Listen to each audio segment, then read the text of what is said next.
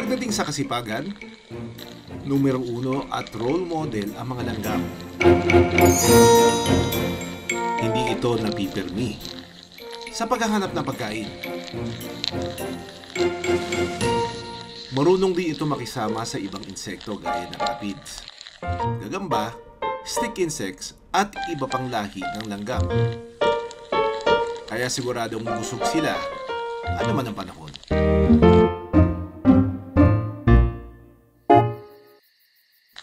Ang mga langgam tila may inaabangan. Pakay nitong salakayin ang sapot ng gagamba. Sa network of web na parang pinagdikit-dikit nilang gawin, usually nung nakikita natin to pag umaga. Ground spiders ang tawag sa mga gagambang may-ari ng sapot. Sila ang mga gagamba na naninirahan sa damo at palayan. Yung web na ginagawa nila parang hammock kasi pumipili sila ng mga hibla ng mga dahon.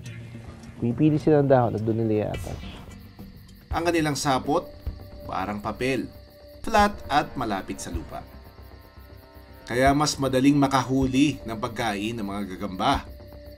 Mahuli kaya nito pati ang pag-atake ng mga langgam. Sa liit na langgam, kinakailangan nilang dumiskarte sa pagkain. Mapapansin na pa isa-isa kung pumunta ang mga langgam sa sapot.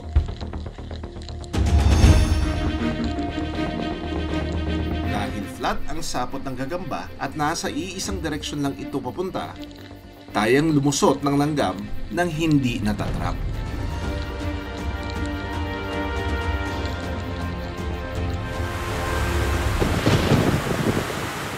Sa dalas ng pagulan, posibleng wala itong mahuling pagkain sa paligid.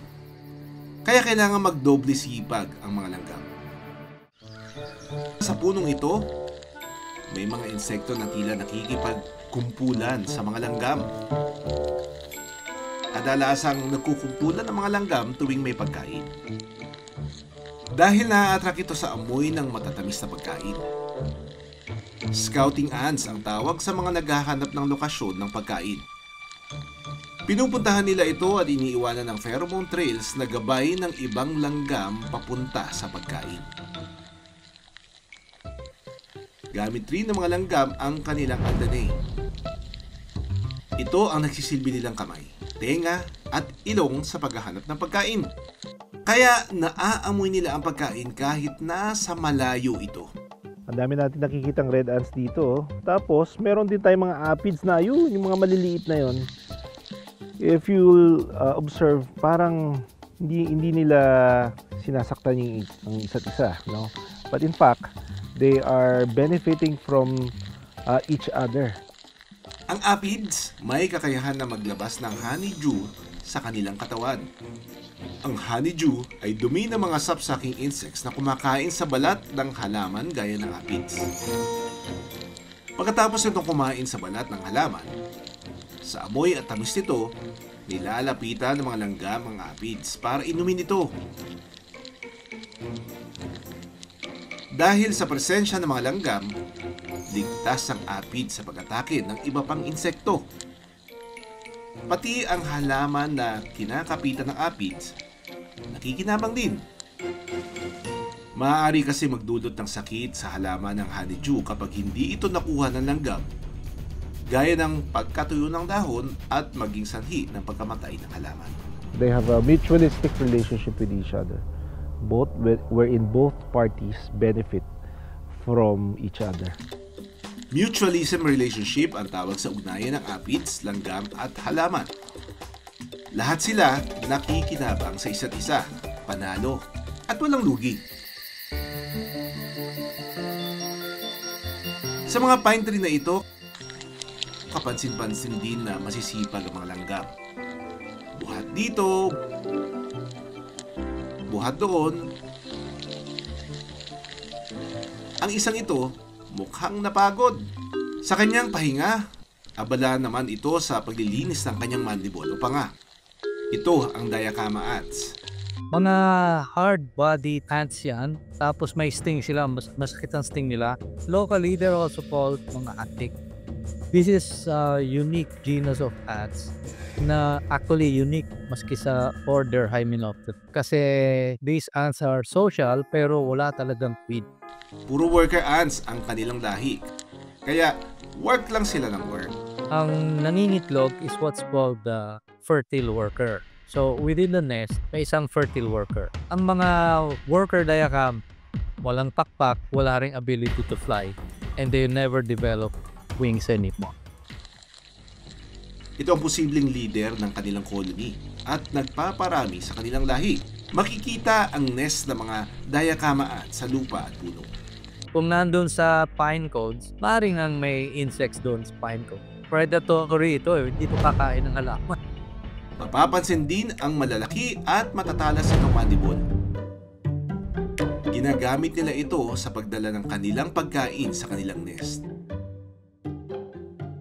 Bukod dito, meron din itong venom na sapat lang para mapatumba ang kanilang maliliit na kalaban. Lahat ng mga stinging ants may venom for the prey. Pang kolekta ng prey nila, sting nila to immobilize. Ang daddy longlegs ay spider-like arthropod. Hindi ito gagamba at walang kakayahan na gumawa ng sapot. Meron itong 8 mahabang paa na mas mahaba pa sa sukat ng kanilang katawan. Ito ang ginagamit nila sa paglalakad. At ginagamit rin nila ito para makaalis sa pagkakahawak ng kanilang mga predator. Autotomy ang tawag dito, o ang pagsasakripisyo ng isang bahagi ng kanilang katawan para sa kanilang kaligtasan. Habang ang pinakamahabang pares ng kanilang paa ay ginagamit nila bilang sensory organ o kanilang pandama, ang daddy long legs na ito dahan-dahang naglalakad pababa sa puno. Maingat ito sa paglalakad dahil baka biglang sumulpot ang kalaban. Kabilang na ang mga langgam. Kayang-kaya itong talunin ng mga diachama ants, lalo na't mayroon itong venom na kayang mag-paralyze ng kanilang prey gaya ng daddy longlegs.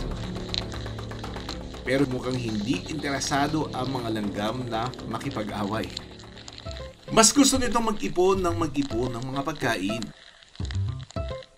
Paborito nitong kainin ang mga dahon, insekto, nektar ng mga halaman, itlog ng mga insekto, gulay, prutas, at iba pang matatamis na pagkain. Sa ngayon, mayroong 577 species ng langgam sa Pilipinas. 213 sa mga ito ay endemic o dito lang makikita sa Pilipinas. Pero kahit gaano man karami ang uri ng langgam sa bansa, nananatili pa rin itong understudy o hindi masyadong mapag-aaralan. Maraming salamat sa panonood ng Born to be Wild. Para sa iba pang kwento tungkol sa ating kalikasan, mag-subscribe na sa GMA Public Affairs YouTube channel.